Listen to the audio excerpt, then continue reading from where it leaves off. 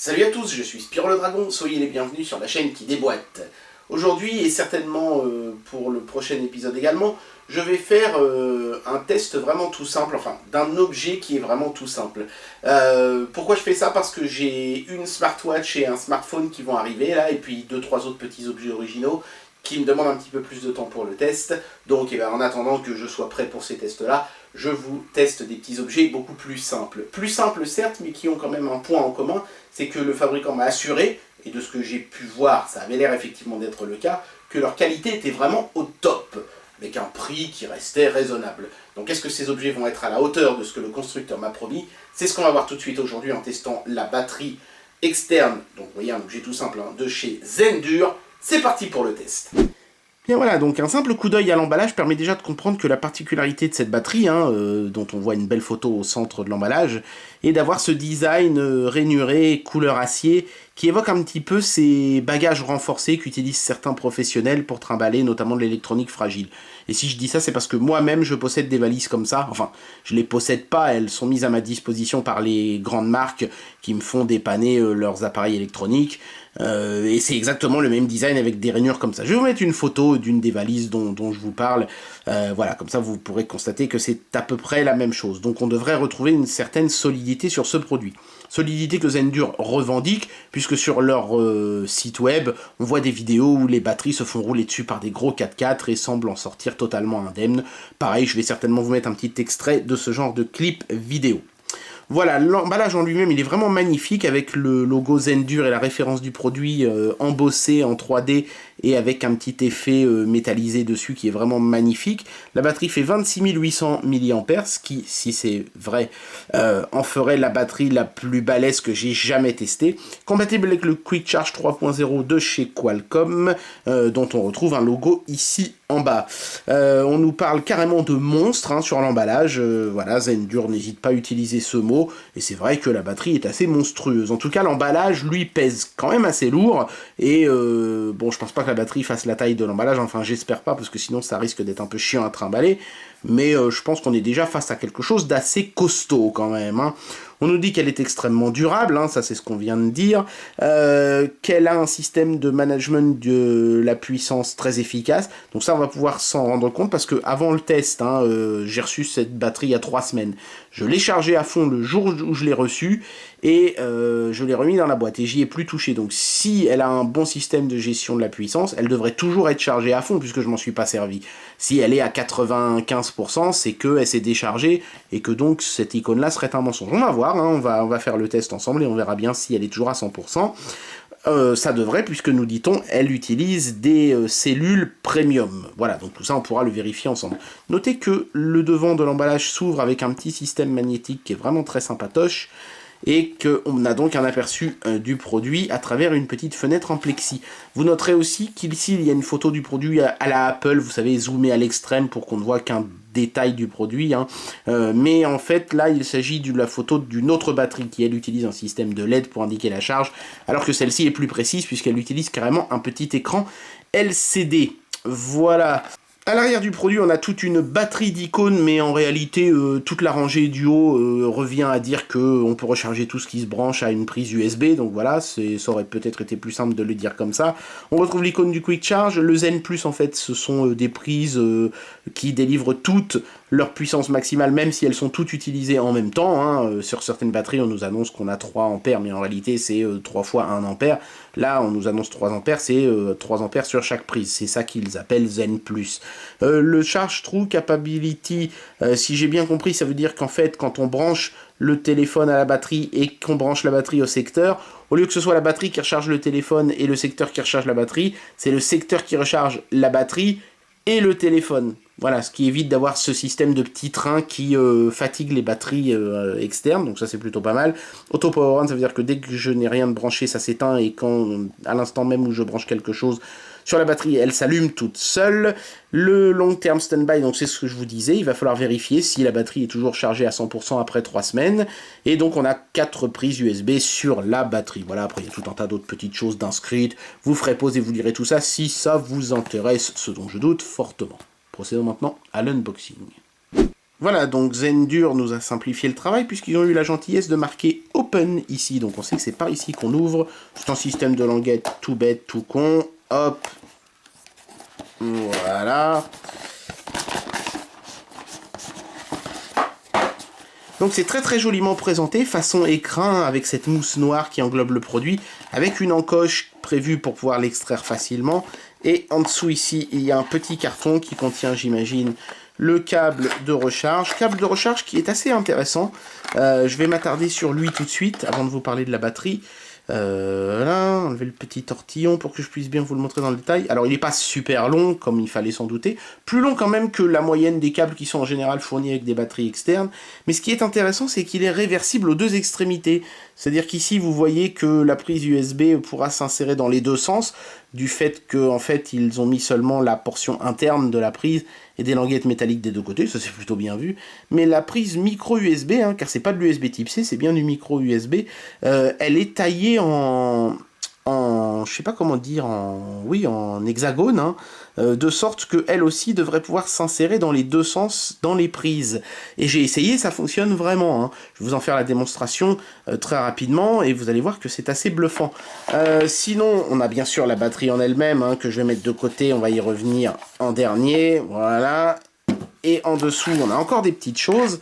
Il y a une pochette de transport, ça c'est plutôt bien vu, voilà. Donc la batterie est supposée être résistante, mais si vous voulez malgré tout ne pas l'abîmer, vous pouvez la mettre dans ce petit sachet embossé Zendur, très très joli.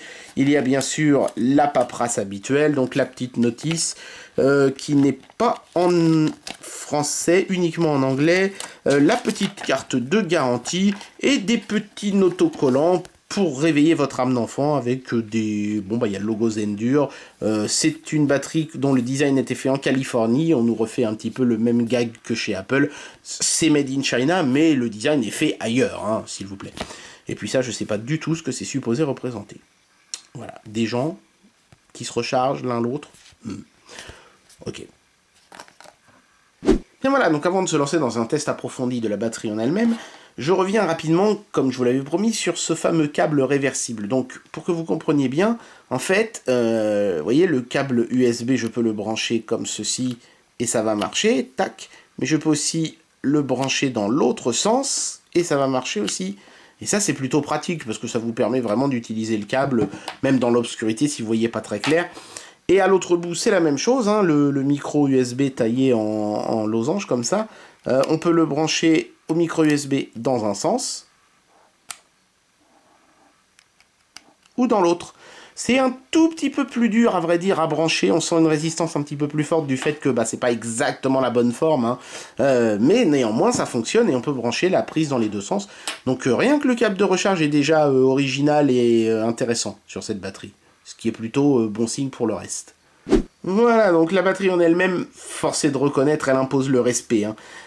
Zendur a fait le choix d'un produit qui est assez ramassé en dimension, mais qui a une grosse épaisseur. Bon, alors certains râleront en disant que c'est pas facile à glisser dans une poche, c'est vrai, mais en revanche, ceux qui par exemple glissent ça dans un sac ou une sacoche, trouveront peut-être ça plus intéressant parce que ça occupe moins d'espace globalement. Sur la façade avant, il y a juste le petit logo Zendur qui est toujours chromé, brillant, très joli. On retrouve donc ce fameux design avec ses rainures. Alors on n'est pas sur du métal, hein, contrairement à ce que la couleur pourrait faire penser. On est sur ce qu'ils appellent un matériau composite. Ils disent pas lequel sur l'emballage, donc un matériau composite, ça peut vouloir dire fibre de verre, fibre de carbone, mais ça pourrait aussi vouloir dire panneau de particules de bois. Ça m'a l'air d'être un plastique, alors c'est peut-être plusieurs plastiques mélangés, mais comme toujours, hein, ils évoquent une énorme résistance. Apparemment, le plastique utilisé au centre serait un peu plus mou, un petit peu plus caoutchouteux. Ça se ressent pas là au toucher forcément. La texture est différente, c'est vrai, mais je pense que c'est vraiment quelque chose qui n'aura de l'intérêt que si votre batterie est soumise à un stress énorme, genre quelque chose de très lourd lui passe dessus, ce qui ne devrait techniquement pas arriver très souvent. Donc la seule chose qu'on a sur la façade d'avant, à part le logo Zendur, c'est le petit bouton ici, qui va bien sûr permettre de voir le niveau de charge quand on appuie dessus, qui va s'afficher sur le petit écran LCD qui se trouve ici. Donc sur le dessus, c'est là qu'on a le plus de choses. On a la prise Quick Charge, qui a un connecteur vert, et les trois prises, entre guillemets, Zen+, qui elles ont un connecteur bleu. On a la prise pour recharger la batterie, attention il n'y en a qu'une, donc évidemment ça se rechargera moins vite que certaines batteries qui offraient deux entrées, mais ce sera aussi plus pratique à utiliser, je pense. Donc le fameux écran qui indique le niveau de charge.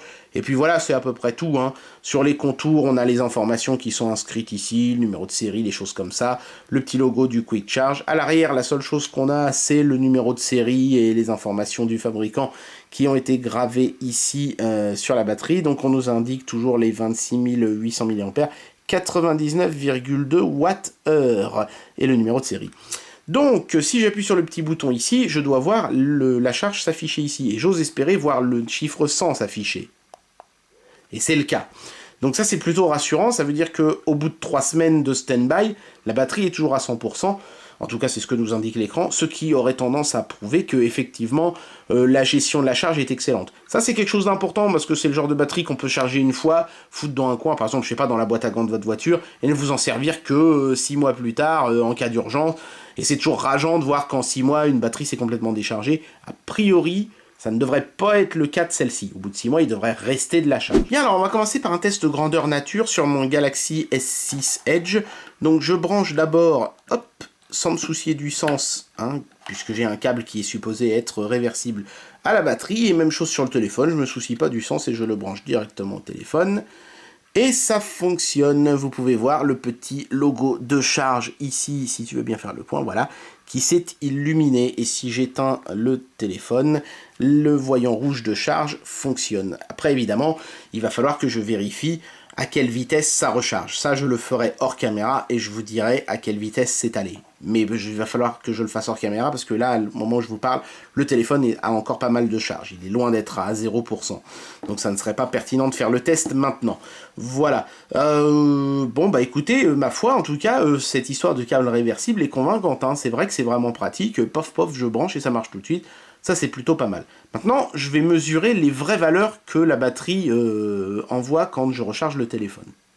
Bien, alors pour voir si la batterie tient ses promesses et délivre effectivement du quick charge et des voltages stables sur les autres prises, on va utiliser ce petit boîtier hein, que j'avais déjà évoqué dans de précédents tests. Je vais d'abord le brancher sur le quick charge 3.0. Notez qu'à l'autre bout, on est branché sur mon S6 Edge, qui lui, je crois, n'est compatible que quick charge 2.0, ce qui signifie que en quick charge, je devrais voir du 9 volts, puisque le 3.0 c'est du 12 volts, mais là on n'est qu'en 2.0, ça devrait être 9 volts. Sur les autres prises, je devrais avoir du 5 volts. On va pouvoir aussi lire l'ampérage. Donc c'est parti, tac. Alors, sachez que l'ampérage dépend beaucoup plus du téléphone que de la batterie, puisque la batterie elle délivre un ampérage maximal que le téléphone n'est pas supposé atteindre. Hein. Donc là en quick charge, on voit qu'on est bien à 9 volts, un tout petit peu moins, hein. On est à 8,9. Voilà, en moyenne. 1,5 ampères, pareil, en moyenne, 42 mAh. Donc, ma foi, des valeurs qui sont cohérentes. On est bien sûr du Quick Charge 2.0 ici en l'occurrence. Alors, je regrette de ne pas avoir un téléphone compatible Quick Charge 3.0, mais bon, je n'ai pas de raison de me méfier du constructeur. Déjà, si le Quick Charge 2.0 est au rendez-vous, a priori, ça devrait être aussi le cas du Quick Charge 3.0. On va essayer sur une prise standard maintenant. Donc là, on devrait passer en 5 volts. Voilà, c'est le cas. Donc j'ai bien mes 5 volts. Pareil, encore un tout petit peu moins, mais enfin bon, on est suffisamment proche. 1,15 ampères. Bon, cette valeur-là va peut-être augmenter un tout petit peu dans quelques instants. Voilà. Voilà. Je pense qu'on n'atteindra pas néanmoins les 1,5 de tout à l'heure, parce que comme le voltage est un peu plus faible, ce devrait aussi être le cas de l'ampérage. 52 mAh. Voilà, donc ma foi, la batterie délivre des tensions stables et cohérentes, et un ampérage tout à fait satisfaisant pour recharger ce téléphone-là. Donc le test passe brillamment pour cette batterie. Bien, il est temps d'amener une conclusion à ce produit et de donner une note à cette batterie externe de chez Zendure. Cette batterie externe, il n'y a pas à dire, elle claque. Elle a vraiment un très chouette design, elle ressemble à aucune autre, rien que pour ça, Zendure marque évidemment des points. En plus de ça, ça respire la qualité, le stand-by parfait, au bout de 3 semaines on est toujours à 100%, les tensions délivrées, la puissance délivrée par la batterie, c'est parfait aussi, donc à ce niveau-là, rien à dire.